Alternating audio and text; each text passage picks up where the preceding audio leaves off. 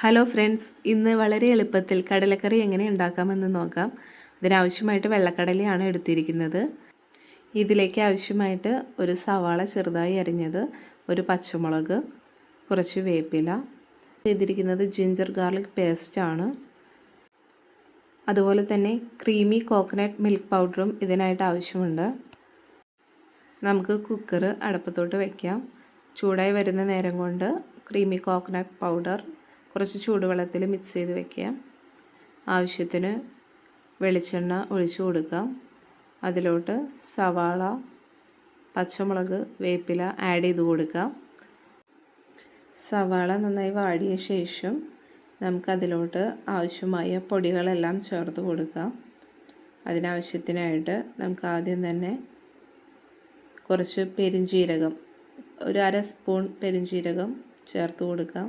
അതിലേക്ക് മഞ്ഞൾപ്പൊടി, മുളക് പൊടി, ആവശ്യത്തിന് മല്ലിപ്പൊടി ഇവ ചേർക്കുക.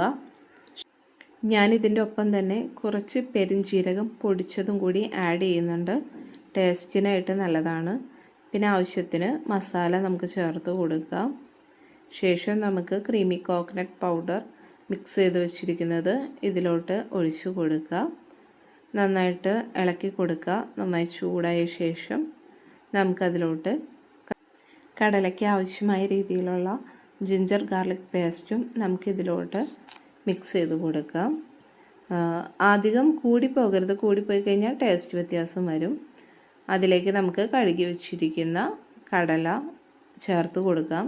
ഞാനിവിടെ ലാസ്റ്റ് കഴുകി വെച്ചിരിക്കുന്ന കടലോടൊപ്പം തന്നെ വെള്ളം കൂടി ആഡ് ചെയ്യുന്നുണ്ട്. ഇതിലോട്ട് ആവശ്യമായ ഉപ്പും കൂടി നമുക്ക് ചേർത്ത് കൊടുക്കാം.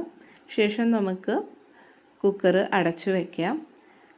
8 വിസിൽ വരെയാണ് ഞാൻ ഇതിനായിട്ട് എടുത്തിരിക്കുന്നത്. എന്നും ഉണ്ടാക്കുന്ന കടലക്കറിയിൽ നിന്നും കുറച്ച് വ്യത്യസ്തമാണ് ഈ കടലക്കറി.